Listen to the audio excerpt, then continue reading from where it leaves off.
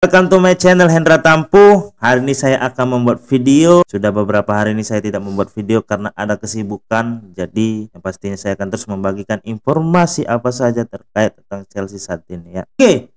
Sebelumnya bagaimana saya agar bisa terus bersemangat ya, walaupun kondisi Chelsea saat ini sedang up down ya. Dengan cara subscribe channel Hendra Tampu dan klik lonceng agar kalian teman-teman bisa mendapatkan notif dari saya. Pertandingan sebelumnya Chelsea di ajang final Carabao Cup. Setelah pertandingan final Carabao Cup kemarin, Chelsea harus mengakui kehebatan taktik dari Jurgen Klopp dalam waktu 120 menit. Ya, para pemain Chelsea tidak bisa menerima kekalahan ini karena mereka sudah optimis sebelumnya ya, sudah berlatih kuat, mereka yakin bisa memenangkan satu-satunya piala yang bisa diharapkan untuk bermain di ajang Eropa ya. Tapi pada kenyataannya Chelsea harus bisa dibilang harus kena pukulan keras ya. Karena apa? Karena pertandingan tambahan kemarin itu Jurgen Klopp menurunkan pemain yang bisa dibilang kita tidak pernah mendengarkan pemain-pemain muda dari Liverpool ini ya. Tapi keberuntungan kartu hoki Chelsea kemarin sudah habis. Ya Chelsea harus kalah lagi di ajang final selama 6 musim terakhir ya. Jadi ini bisa dibilang final yang sangat tidak masuk akal ya. Karena Chelsea sudah menggelontorkan dana yang bisa dibilang hampir 1 triliun. Menonton pertandingan final lawan Chelsea sangat bisa dibilang sangat sedih lah ya. Tapi mau gimana lagi ya, kurang gaya bermain yang kurang lebar ya. Terutama lagi beberapa pertandingan ini Cole Palmer itu 2-3 pertandingan ini dia walaupun dia kontribusinya assist ya, tapi untuk mencetak gol sudah mulai up ya, sudah mulai down ya. Dalam artian Cole Palmer walaupun dia di posisi dia di sayap kanan, bagi saya itu merupakan sebuah lane-nya yang kurang tepat ya. Karena bingung dengan Pochettino ini kenapa? Pertandingan di Premier League ini Pochettino menerapkan ataupun menempatkan posisi Nicolas Jackson sebelah kiri. Oke, bagus ya kan?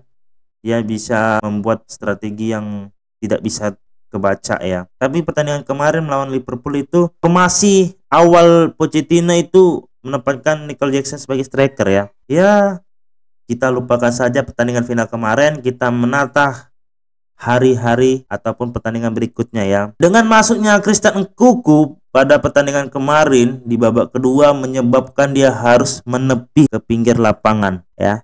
Dia harus mengalami cedera 3-4 minggu ke depan. Dalam artiannya 1 bulan berikutnya Christian Nkunku harus mengalami pahitnya ya. Karena Christian Nkunku ini kan pertandingan kemarin sudah bisa dibilang optimal 100% fit ya. Tapi kenapa dia bisa lagi harus menerima cedera yang harus ditanggungnya lagi kan? 3-4 minggu ini sebuah pukulan berat bagi Pochettino, dikala Pochettino sendiri harus menerima pressure begitu berat ya dari fans Chelsea, dari manajemen, dari kepemilikan Todd Boehly. Ini Pochettino harus segera mencari cara lagi agar bisa keluar dari tekanan bagi dirinya ya. Terlebih lagi ada beberapa rumor ya setelah pertandingan final kemarin posisi kepemimpinan Pochettino.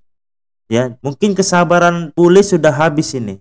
Apalagi berita terbarunya ini Todd Boehly sudah menyiapkan beberapa kandidat untuk menggantikan posisi Pochettino ke depannya, sehingga dikala Chelsea siap memecat Pochettino sudah ada calon penggantinya ya. Ada beberapa kandidat yang saya dengar itu memang rumornya yang kemarin sudah saya jelaskan ya. Yang terbarunya ini adalah pelatih Sporting Lisbon saat ini ya, Amorim ya. Amorim ini digadang-gadang juga menjadi kandidat kuat Liverpool menggantikan Jurgen Klopp akhir musim ini ya. Saya tidak tahu begitu banyak profil dari Amorim ini ya. Jangan sampai Chelsea mengeluarkan dana begitu besar untuk mendatangkan pelatih Sporting Lisbon ini merugikan semua pihak lain ya. Kita harus membangun emosional, mentalitas bagi para pemain ya. Terutama kan sudah banyak waktu, sudah banyak energi yang sudah dihabiskan ya. Begitu juga kesabaran bagi fans The Blues ya. Ya dengan persiapan nama-nama yang akan digantikan untuk Pochettino ini, saya harap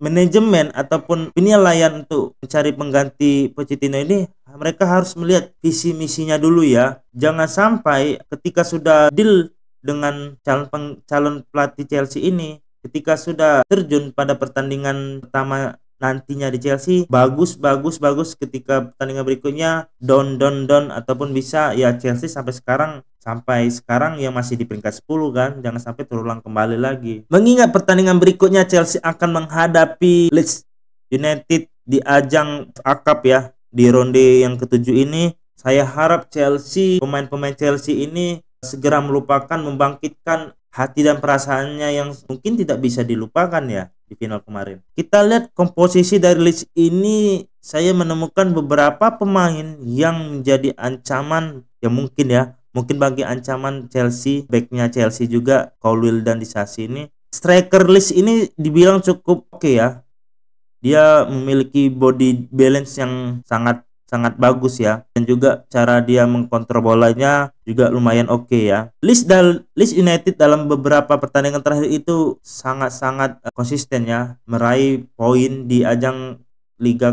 penuh di ajang Championship atau bisa dibilang Liga kedua Liga Inggris. Dua hasil runtutan Chelsea kalah di final cup ya, dan juga seri di Liga Inggris. Saya harap satu-satunya piala ini menjadi piala terakhir di musim ini agar Chelsea mengangkat piala. Memang Chelsea saat ini sebagai klub mediocre, klub yang bisa dibilang tidak sehat, sudah mengelontorkan dana begitu besar tapi jauh dari ekspektasi kita sebagai fans ya.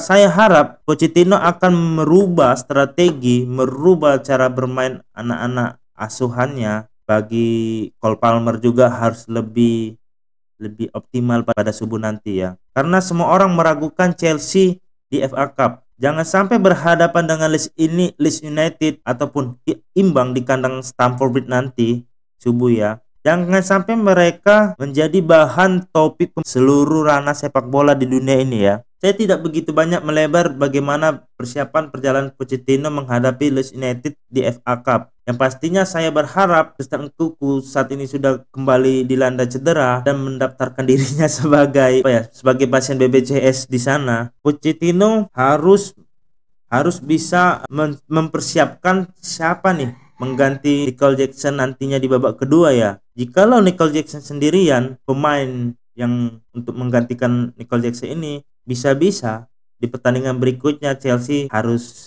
menyiapkan satu pemain lagi ya. Mungkin ditariknya lagi pemain muda. Kita mengingat Chelsea mendatangkan dari Santos Brazil ya, yang saat ini bermain di Chelsea Under 20. Salah satu solusi bagi Pochettino, Daniel Washington ini masuk ke line up utama Chelsea. Saat ini performa Nicolas Jackson tidak begitu sehat ya. Itu saja informasi ataupun berita tentang terupdate dari Chelsea. Oke, itu saja teman-teman. Tetap dukung channel Hendra Tampu dengan cara subscribe dan klik lonceng agar mendapatkan notifikasi dari saya. Keep the blue flag flying high.